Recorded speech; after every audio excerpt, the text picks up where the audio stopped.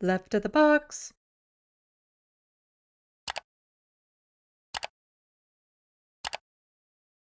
But a little bit more on the gas tax, which again is all tied together with this. Pierre Poilievre wrote to Prime Minister Trudeau asking him to listen to premiers and call an emergency meeting of all First Ministers to discuss the carbon tax crisis. So he doesn't want an emergency meeting about the housing crisis, about the crisis of food, about the crisis over in Gaza. He doesn't want an emergency crisis about that, but 3 cents a liter on gas, it's a crisis. And we need to get everyone back in the house and talk about this. But the thing is that the conservatives just get so incensed about this carbon tax buzz phrase. Like, it really is mind-blowing how angry they are about it. Whereas T-Dot resident points out kind of what I was saying earlier, Toronto gas is up nearly 20 cents a liter since March 12th. 3 cents from that, 3 cents of that is from carbon tax changes. When will Pierre and Doug attack the oil companies? Yeah.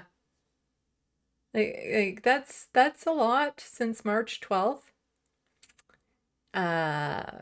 Again, the 3 cents is just it's such a small part of it. There's so many other ways that the gas company and oil companies are ripping us off. But this is causing people to actually protest. People are protesting this because, this is so outrageous. This carbon tax, so outrageous. There are many here honking in support, others in frustration as hundreds of protesters take over much of the Trans-Canada. Very similar to what the trucker convoy looked like right here. Grinding Easter weekend traffic to a one-lane impasse on the politics of pollution. Well, it's ridiculous. They're just creating more chaos. So we're pumping a whole bunch out because we can't get down the road. Those who pass silently are labeled as supportive to a government. So you notice that's because he has a fuck Trudeau flag flying around, and they need to censor that because, that's what conservatives do. They just have flags that say fuck Trudeau and then, cry when anyone calls them a name. Not to mention that they're also just labeling anyone who doesn't overtly support them as the enemy. If they don't honk in appreciation as they go by, then they're the enemy. They're against us. To a government pushing up the price on carbon as many struggle to afford the basics. I just wonder if this little protest here magnified all across Canada, how many voters that represents in the next election. We need our We'll get into this in a moment. Freedom, we need our rights, and we need to be able to pay our bills. And I'm not scared for me, but I'm scared for my children, and I'm scared for my grandchildren. Yeah, scared that they might not be able to pay their bills, but breathe the air. Not scared about that at all. Not being able to have clean drinking water, no worries. But, that 3 cents on gas, whew, that's what you gotta be worried about. And to some extent, I do have some sympathy for this woman. Because, it is an immediate need thing now.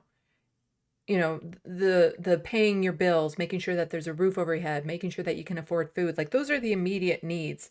When you have something like climate change that's so existential, that seems so big and there's nothing you can do about it, but it doesn't matter either if you can't keep a home, if you can't have shelter and food.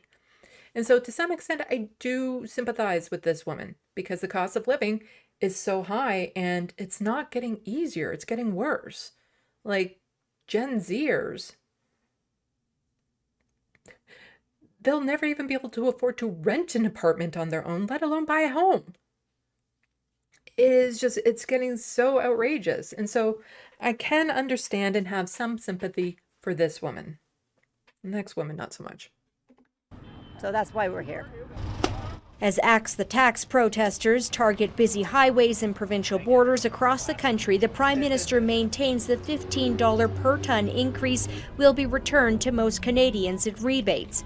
And many economists suggest the policy does incentivize changes. And that's the driver of carbon pricing, that it makes the alternatives to emissions less expensive. And the fact that you have purchasing power from the rebate doesn't mean that you will necessarily continue spending exactly or continue using exactly what you did before. Changes of little use to some who don't see the point. Climate change is just a hoax. I have no sympathy for this woman here. Climate change is just a hoax like everything else. Axe the tax, gang! And others who simply want. Yeah, you know, no matter how much you might think climate change is just a hoax, it's still going to affect them. Still going to hurt you. Climate change doesn't care if you think it's a hoax. Your home will still burn down in a forest fire or be washed away in a flood. They have to learn the hard way, and then they'll still blame it on the liberals some way or another. To break. I just wonder where the end will be. Like, when will enough tax be enough tax? Sarah Offen, Global News.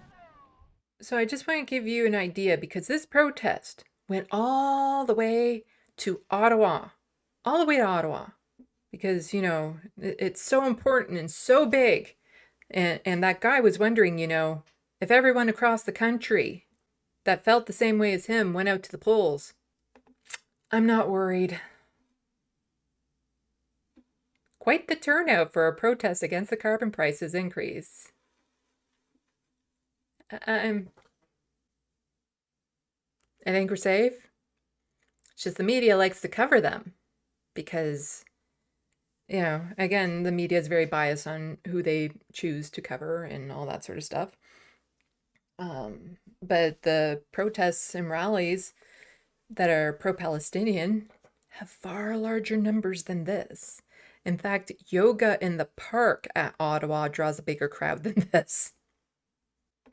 The thing is that if Pierre Poilievre didn't bring it up at all, none of them would care about the carbon tax at all, because it has such little impact on our lives. It really does. When there's so many other things out there that have such a big impact on our lives. And food prices are one. And it's like, oh, now they're saying that the food prices are high because of the carbon tax. And it's like, the food prices have been high for years. Okay, the carbon tax has just been effective, like this new increase has just been effective since the 1st. It's not the thing affecting the food prices. It's the greed that's affecting the food prices. It's the Westons that are making millions upon millions of dollars. That's the problem. Or the affordability, the housing crisis. That, I've explained in other videos, again, federal, provincial, and municipal are all at fault. But this one is largely provincial. Because here in Ontario, Doug Ford got rid of rent control. And since then, rents have skyrocketed. All the housing being built are not affordable. They're luxury condos, mansions, big houses, things that nobody can reasonably expect to afford. That's the problem. But they'll never actually do something about the problem, because when people are stressed and suffering and struggling to try to get food on the table and keep a roof over their head, it's easy for them to express that in anger and rage, and to have the conservatives then just kind of take that and focus it on something that doesn't matter, something that won't make that big of a difference, that won't change the reality that they're facing every day, but it gives them something to at least vent at, something to focus that anger on. It's so frustrating that we do this year after year after year, election after election, because, you know, okay, so we get Pierre Poilievre in, but when all of his policies fail, then it's because of what the previous Liberal government did, or then it's because the provincial leaders who are Liberal, it's their fault. They're never willing to take accountability. They're never willing to allow the other side to have a win. Like, the political game, when politicians play the political game, it's the people who lose. They're in it to win. They're not in it to actually make the lives of Canadians better. Everyone needs to go out and vote. It's harm reduction.